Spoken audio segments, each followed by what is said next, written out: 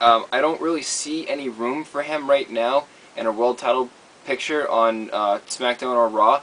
But then again, when CM Punk won the Money in the Bank, I didn't see any room for him either, That's true. and he ended up, with the world title And several there still times isn't any room on for Raw CM and Punk. SmackDown. That's correct. Yeah, get him out of here. Yeah.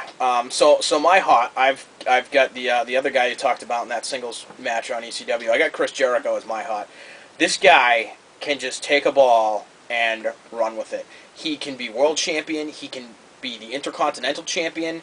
He can be their tag team champion. This guy can fill any role they need him to fill, and he can do it gracefully, and he can do it as a heel. And that's really great. I really want to see this guy win the world championship coming up here somewhere in 2010 or 2011, and I really want to see his feud with Edge come to light because I think it would be a great feud for the both of them. I think he would ultimately lose the feud, but I think that it would fuel a great long-term fire between those two guys as rivals down the road as well as right now, and I think he could potentially pick up a championship win maybe off of Edge somewhere in the future. I think that Chris Jericho is on fire.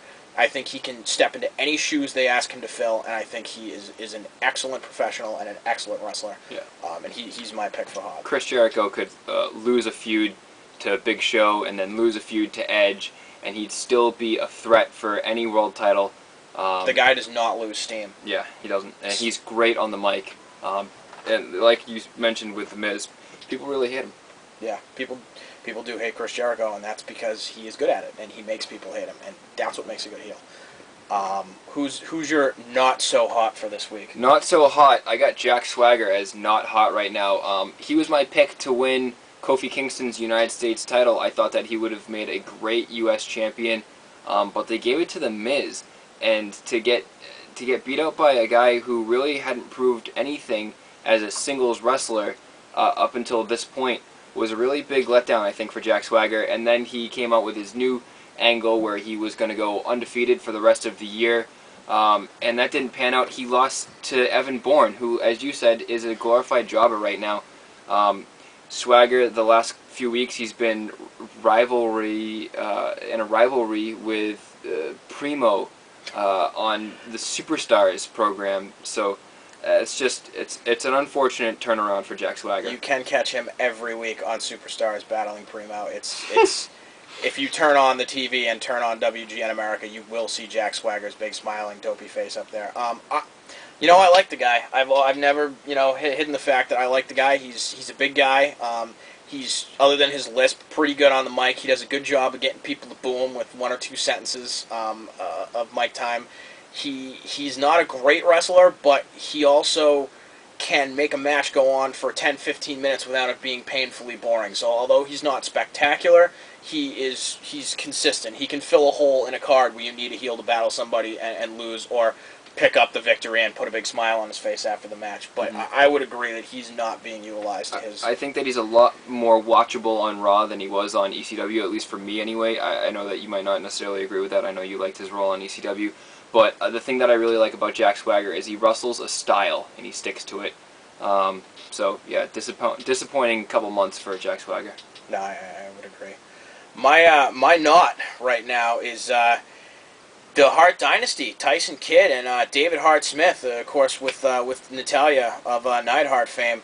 These guys were poised to get on the track and ride it to World Tag Team Champions on one brand or another. And they have done nothing but feud with Crime Time and lose matches to other tag teams they're trying to push right now. These guys are, second, third generation superstars that should be held to the same level of I think, like a legacy. And they're just not getting that push that they need right now. And I couldn't tell you what the issue is. I mean, they're both good wrestlers. Tyson Kidd has a little bit of the edge over David Hart Smith. David Hart's a little bigger, he's a little slower, but he can hit some good-looking moves and can look pretty powerful. They've got Natalya out there pulling people's legs when they go into the ropes, being that heel manager out there, and they've picked up some pretty notable wins. But guys, what's going on? This is like Motor City Machine Guns 2.0. The Machine Guns should have been tag team champions of TNA multiple times by now, and they're still not getting that push. And I blame this on the companies rather than the performers. When I say they're not hot, I don't mean they're not talented. I don't mean they don't deserve to be champions. I'm saying that the company is just holding them down right now. Motor City Machine Guns, they had the same thing on TNA for the last couple of years, just being, I think, the best wrestlers on that program, as whether you're talking singles wrestlers or tag team wrestlers, the most innovative moves, and not getting that push. And now we've got these young guys, Tyson Kidd, David Hart Smith. Where's the push? These guys, it'd be so easy for them to get a push and be a dominating tag team, just because of who they are.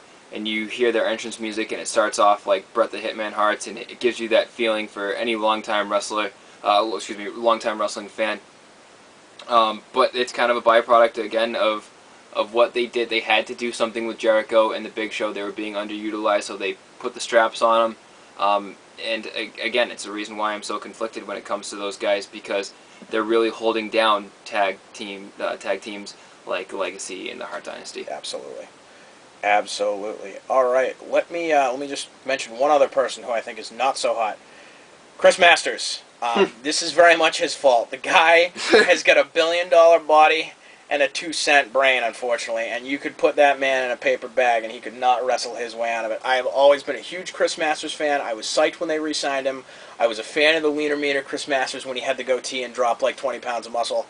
This guy has the look, and he has the entrance music and the charisma and the name and the finishing move. He has no talent, and he has no chance of getting anywhere in the company. So R.I.P. to Chris Masters. I hope we never talk about you on the program again. You broke my heart. Chris Masters, they need to do something different with him other than the Masters Lock Challenge and things like that. A full Nelson is not a good finishing move, even for a guy as big as he is. He should do like a full Nelson's power slam or something like that, or even a camel clutch with a full Nelson added to it would be a very good submission for him to use. Something a little more exciting.